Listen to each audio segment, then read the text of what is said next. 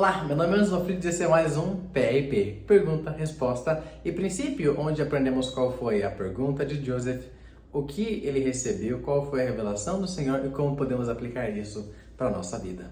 O primeiro bloco de escritura que vamos estudar é Doutrina e Convênios 3, mas o que estava acontecendo?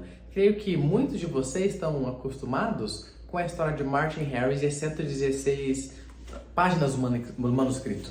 O que aconteceu? Joseph, ele estava traduzindo o livro de Mormon no livro de Lehi. O livro de Lehi é um livro antes do livro de Nefi, que é o primeiro livro.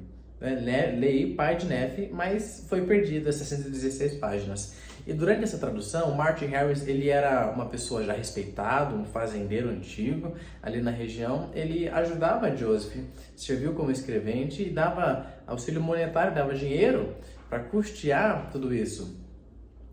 E a família de Martin Harris ficava, ok, o que você está fazendo? Por que você está dando dinheiro? E aí, mas que negócio é esse de Bíblia de ouro? E como assim anjo? E ficava importunando, perguntando para ele o que ele estava fazendo. E Martin pediu para Joseph, falou, Joseph, será que eu posso levar os manuscritos para eles verem o que está acontecendo, né? Para eles saberem disso tudo? E Joseph, vou perguntar para o Senhor. O Senhor falou o quê? Não. E Deus perguntou de novo, o Senhor falou não, e na terceira vez o Senhor falou, não, mas faz se você quiser.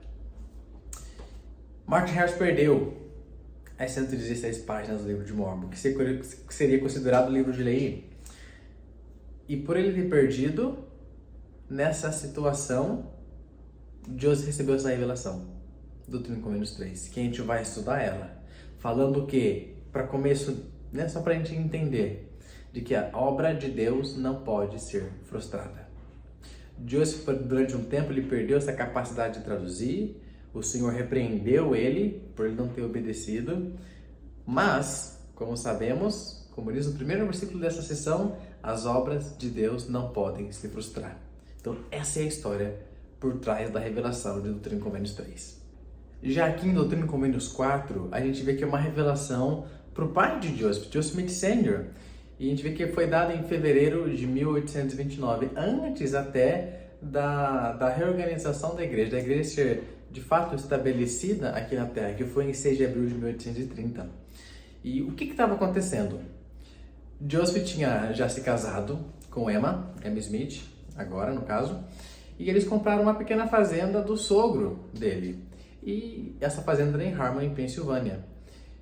E nesse meio tempo, a família de Joseph foi lá visitar, dar as boas-vindas, e o pai dele, durante isso, falou com o Joseph, falou, Joseph, você está aqui traduzindo, isso está acontecendo, já tinha ocorrido que a gente já conversou, esse incidente com Martin Harris, ele queria saber qual era o papel dele, o que ele poderia fazer, como que ele poderia ajudar Joseph nisso, na obra de salvação. E foi então que Doutrina e Convênios 4, creio que é uma das escrituras mais conhecidas pelos missionários e mais usada pelos missionários, foi recebida, dizendo exatamente e profeticamente para o pai de Joseph Smith Sr. Agora, indo para Doutrina e Convênios 5, a gente vê que é novamente uma revelação voltada para Martin Harris. Martin Harris pediu essa revelação, ele queria saber o quê?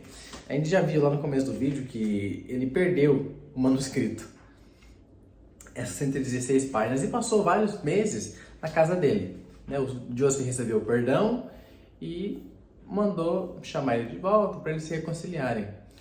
E o que aconteceu? Enquanto Martin estava lá, ele queria pedir perdão novamente para Joseph e perguntou se ele não podia ver as placas. Ele falou, Joseph, eu quero ver as placas, eu quero ter esse testemunho. E Joseph orou, perguntou ao Senhor, será que eu posso mostrar? Será que isso pode acontecer?